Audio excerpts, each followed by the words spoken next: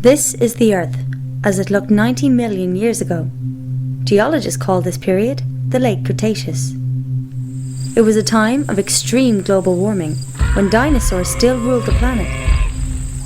They went about their lives secure in their place at the top of the food chain, oblivious to the changes taking place around them. The continents were drifting apart, opening huge rifts in the Earth's crust. They flooded, becoming seas. Algae thrived in the extreme heat, poisoning the water. They died and fell in their trillions to the bottom of the rifts. Rivers washed sediment into the seas until the organic remains of the algae were buried. As the pressure grew, so did the heat, until a chemical reaction transformed the organics into hydrocarbon fossil fuels, oil, and natural gas. A similar process occurred on land, which produced coal. It took nature about 5 million years to create the fossil fuels that the world consumes in 1 year. The modern way of life is dependent on this fossilized sunlight, although a surprising number of people take it for granted. Since 1860, geologists have discovered over 2 trillion barrels of oil. Since then, the world has used approximately half. Before you can pump oil, you have to discover it. At first, it was easy to find and cheap to extract. The first great American oil field was Spindletop, discovered in 1900. Many more followed. Geologists scoured America. They found enormous deposits of oil, natural gas, and coal. America produced more oil than any other country, enabling it to become an industrial superpower. Once an oil well starts producing oil, it's only a matter of time before it enters a decline. Individual wells have different production rates. When many wells are averaged together, the combined graph looks like a bell curve. Typically, it takes 40 years after the peak of discovery for a country to reach its peak of production, after which it enters a permanent fall. In the 1950s, Shell geophysicist M. King Hubbard predicted that America's oil production would peak in 1970, 40 years after the peak of US oil discovery. Few believed him. However, in 1970, American oil production peaked and entered a permanent decline. Hubbard was vindicated. From this point on, America would depend increasingly on imported oil. This made her vulnerable to supply disruptions and contributed to the economic mayhem of the 1973 and 1979 oil shocks. The 1930s saw the highest rate of oil discoveries in US history. In spite of advanced technology, the decline in the discovery of new American oil fields has been relentless. More recent finds, such as Anwar, would at best provide enough oil for 17 months. Even the new Jack 2 field in the Gulf of Mexico would only supply a few months of domestic demand. Though large, neither field comes close to satisfying America's energy requirements. Evidence is now mounting that world oil production is peaking or is close to it. Globally, the rate of discovery of new oil fields peaked in the 1960s. Over 40 years later, the decline in discovery of new fields seems unstoppable. 54 of the 65 major oil-producing nations have already peaked in production. Many of the others are expected to follow in the near future. The world will need to bring the equivalent of a new Saudi Arabia into production every 3 years to make up for declining output in existing oil fields. In the 1960s, 6 barrels of oil were found for every one that was used. 4 decades later, the world consumes between 3 and 6 barrels of oil for every one that it finds. Once the peak of world oil production is reached, demand for oil will outstrip supply, and the price of gasoline will fluctuate wildly, affecting far more than the cost of filling a car. Modern cities are fossil fuel dependent. Even roads are made from asphalt, a petroleum product, as are the roofs of many homes. Large areas would be uninhabitable without heating in the winter or air conditioning in the summer. Suburban sprawl encourages people to drive many miles to work, school, and stores. Major cities have been zoned with residential and commercial areas placed far apart, forcing people to drive. Suburbia and many communities were designed on the assumption of plentiful oil and energy. Chemicals derived from fossil fuels, or petrochemicals, are essential in the manufacture of countless products. The modern system of agriculture is heavily dependent on fossil fuels, as are hospitals, aviation, water distribution systems, and the US military, which alone uses about 140 million barrels of oil a year. Fossil fuels are also essential for the creation of plastics and polymers, key ingredients in computers, entertainment devices, and clothing. The global economy currently depends on endless growth, demanding an increasing supply of cheap energy. We are so dependent on oil and other fossil fuels that even a small disruption in supply may have far-reaching effects on every aspect of our lives.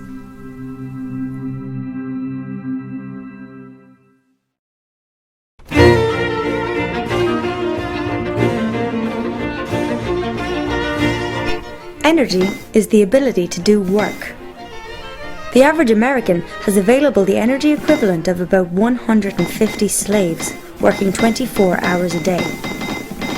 Materials that store this energy for work are called fuels. Some fuels contain more energy than others. This is called energy density. Of these fuels, oil is the most critical. The world consumes 30 billion barrels a year, equal to 1 cubic mile of oil, which contains as much energy as would be generated from 52 nuclear power plants working for the next 50 years. Although oil only generates 1.6% of US electricity, it powers 96% of all transportation. In 2008, 2/3 of America's oil was imported. Most was from Canada, Mexico, Saudi Arabia, Venezuela, Nigeria, Iraq, and Angola. Several factors make oil unique. It is energy dense. 1 barrel contains the energy equivalent of almost 3 years of human labor. It is liquid at room temperature, easy to transport, and usable in small engines. To acquire energy, you have to use energy. The trick is to use smaller amounts to find and extract larger amounts. This is called EROEI, energy return on energy invested. Conventional oil is a good example. The easy to extract, high quality crude was pumped first. Oilmen spent the energy equivalent of 1 barrel of oil to find and extract 100. The EROEI of oil was 100. As the easy-to-find oil was pumped first, exploration moved into deep waters or distant countries, using increasing amounts of energy to do so.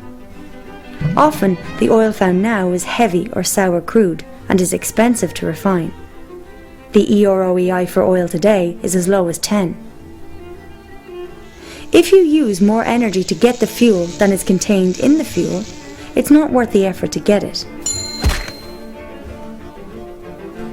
It is possible to convert one fuel source into another. Every time you do so, some of the energy contained in the original fuel is lost.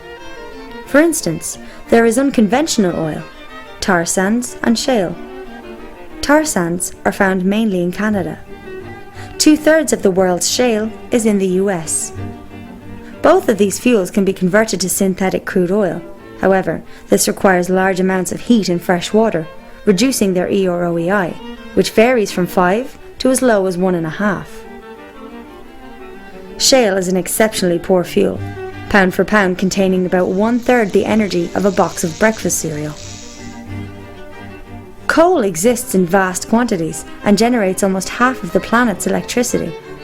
The world uses almost 2 cubic miles of coal a year. However, global coal production may peak before 2040.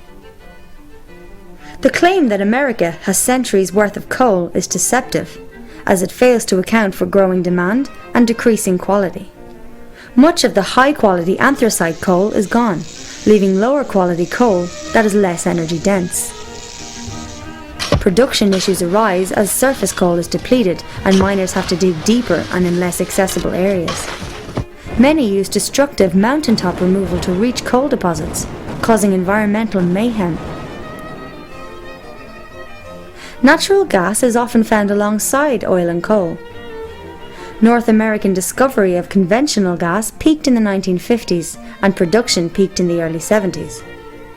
If the discovery graph is moved forward by 23 years, the possible future of North American conventional natural gas production is revealed. Recent breakthroughs have allowed the extraction of unconventional natural gas, such as shale gas, which might help offset decline in the years ahead. Unconventional natural gas is controversial, as it needs high energy prices to be profitable. Even with unconventional gas, there may be a peak in global natural gas production around 2030. Large uranium reserves for nuclear fission still exist. To replace the 10 terawatts the world currently generates from fossil fuels would require 10,000 nuclear plants. At that rate, the known reserves of uranium would last for only 10 to 20 years. Experiments with plutonium-based fast breeder reactors in France and Japan have been expensive failures. Nuclear fusion faces massive technical obstacles. Then there are the renewables. Wind power has a high EROEI, but is intermittent. Hydropower is reliable, but most rivers in the developed world are already dammed. Conventional geothermal power plants use existing hotspots near the Earth's surface. They are limited to those areas. In the experimental EGS system, 2 shafts would be drilled 6 miles deep. Water is pumped down one shaft to be heated in fissures, then rise up the other, generating power. According to a recent MIT report, this technology might supply 10% of US electricity by 2050. Wave power is restricted to coastal areas.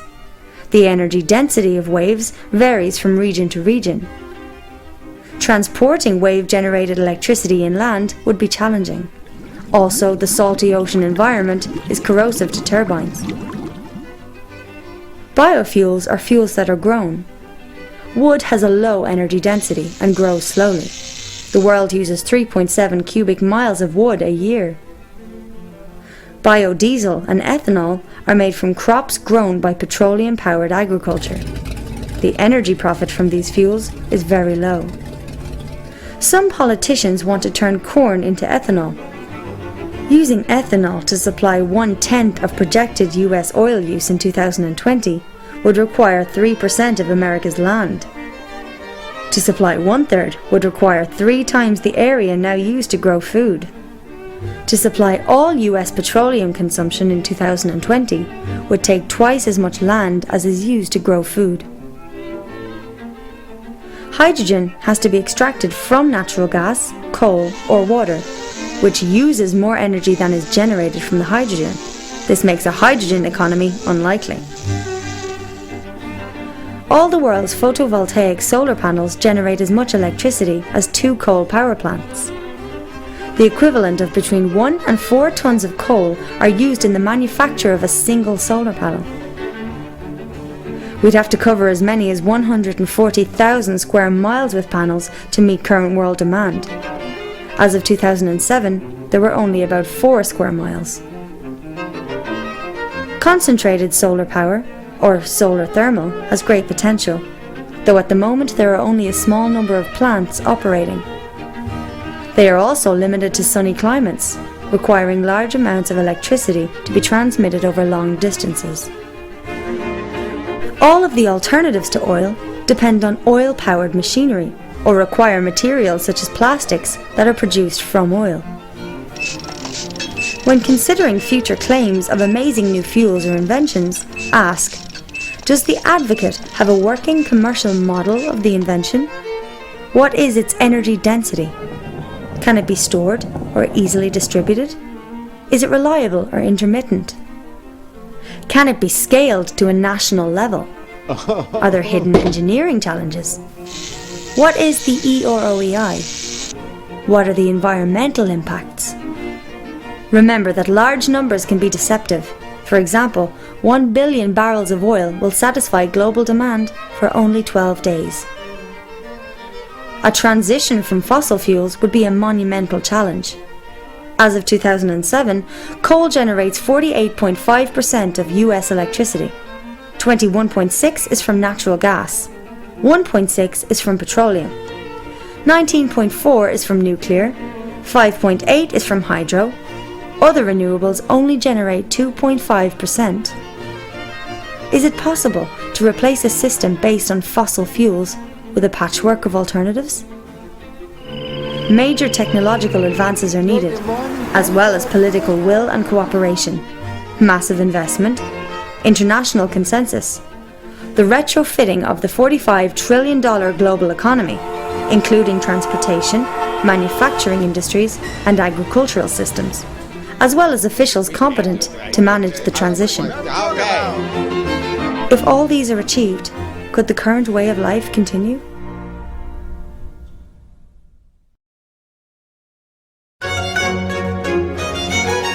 These bacteria live in a bottle. Their population doubles every minute. At 11 a.m., there is 1 bacterium. At 12 noon, the bottle is full. It is half full at 11:59, leaving only enough space for 1 more doubling. The bacteria see the danger. They search for new bottles and find 3. They assume that their problem is solved. By 12 noon, the first bottle is full. By 12:01, the second bottle is full. By 12:02, all the bottles are full.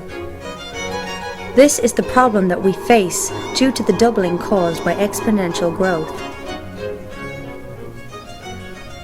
When humanity began to use coal and oil as fuel sources, it experienced unprecedented growth.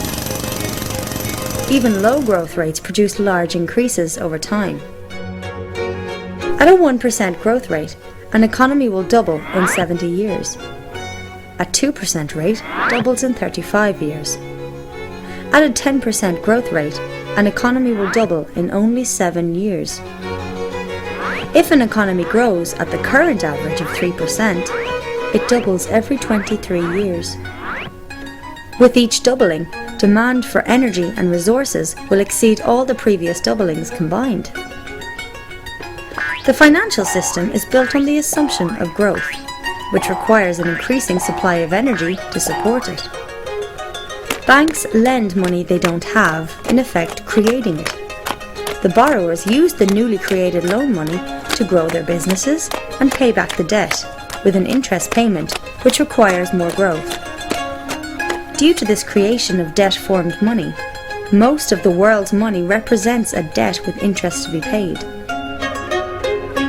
Without continual, new and ever larger generations of borrowers to produce growth and thus pay off these debts, the world economy will collapse. Like a Ponzi scheme, the system must expand or die. Partly through this debt system, the effects of economic growth have been spectacular in GDP, damming of rivers, water use, fertilizer consumption, urban population, paper consumption, motor vehicles, communications and tourism. World population has grown to 7 billion and is expected to exceed 9 billion by 2050. On a flat, infinite Earth, this might not be a problem. However, as the Earth is round and finite, we will eventually face limits to growth. Economic expansion has resulted in increases in atmospheric nitrous oxide and methane, ozone depletion, increases in great floods, damage to ocean ecosystems, including nitrogen runoff, loss of rainforest and woodland, increases in domesticated land, and species extinctions.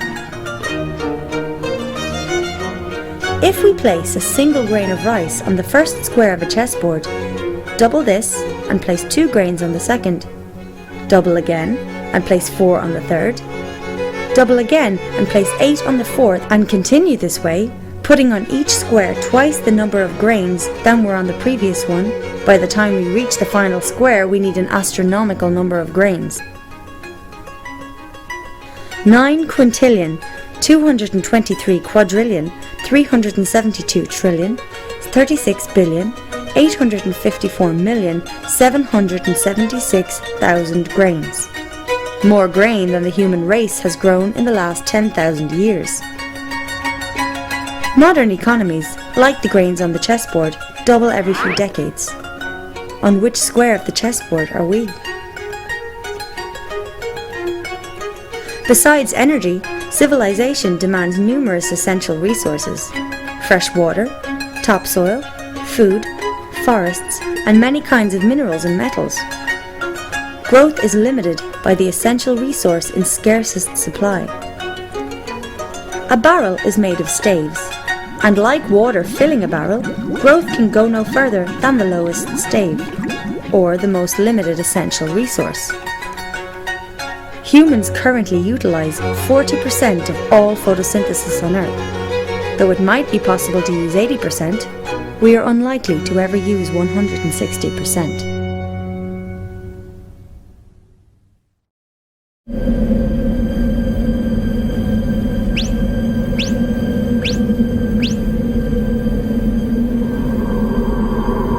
The global food supply relies heavily on fossil fuels. Before World War I, all agriculture was organic. Following the invention of fossil fuel-derived fertilizers and pesticides, there were massive improvements in food production, allowing for increases in human population. The use of artificial fertilizers has fed far more people than would have been possible with organic agriculture alone. Fossil fuels are needed for farming equipment, transportation, refrigeration, packaging in plastic, and cooking. Modern agriculture uses land to turn fossil fuels into food and food into people. About 7 calories of fossil fuel energy are used to produce 1 calorie of food. In America, food travels approximately 1,500 miles from farm to customer.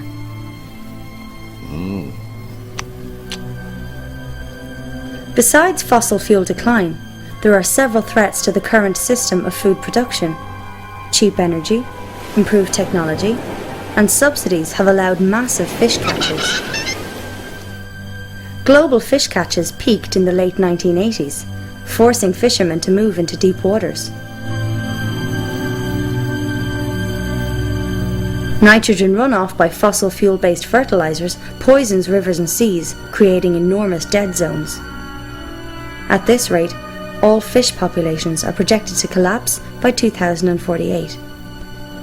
Acid rain from cities and industries leaches the soil of vital nutrients such as potassium, calcium, and magnesium. Another threat is a lack of water. Many farms use water pumped from underground aquifers for irrigation. The aquifers need thousands of years to fill up, but can be pumped dry in a few decades, like oil wells. America's massive Ogallala aquifer has fallen so low that many farmers have had to return to less productive dry land farming. Additionally, the use of irrigation and fertilizers can lead to salinization, the accumulation of salt in the soil. This is a major cause of desertification. Still another threat is topsoil loss. 200 years ago, there were 6 feet of topsoil on the American prairies. Today, through tillage and poor practices, approximately half is gone. Irrigation encourages the growth of stem rust fungi like UG99, which has the potential to destroy 80% of the world's grain harvest. According to Norman Borlaug, father of the Green Revolution, stem rust has immense potential for social and human destruction. The use of biofuels means that less land will be available for food production. An area has a finite carrying capacity. This is the number of animals or people that can live there indefinitely. If a species overshoots the carrying capacity of that area, it will die back until the population returns to its natural limits.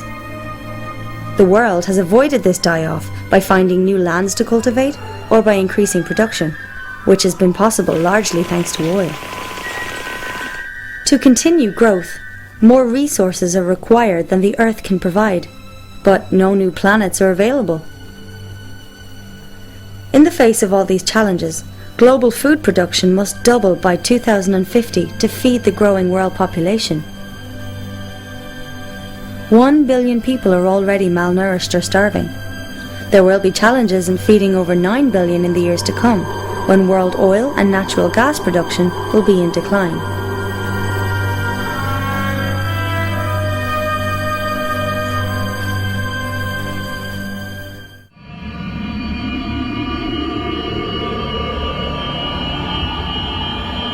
The global economy grows exponentially at about 3% a year, consuming increasing amounts of non-renewable fuels, minerals and metals, as well as renewable resources like water, forests, soils and fish faster than they can be replenished.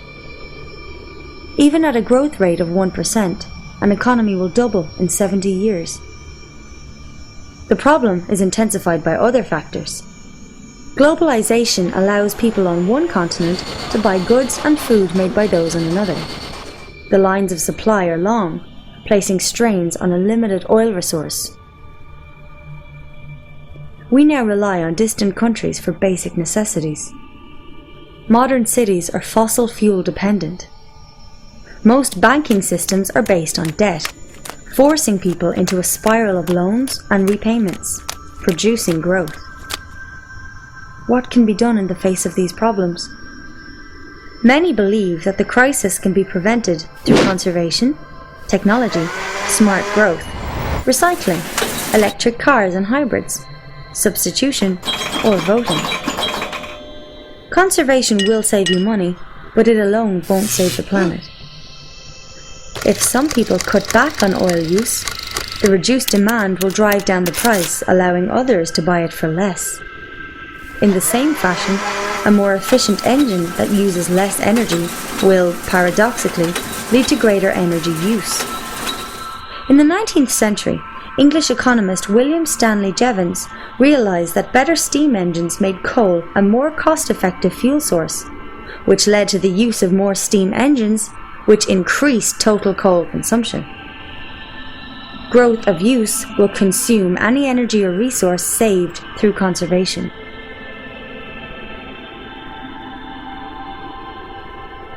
Many believe that scientists will solve these problems with new technology. However, technology is not energy. Technology can channel energy into work, but it can't replace it. It also consumes resources.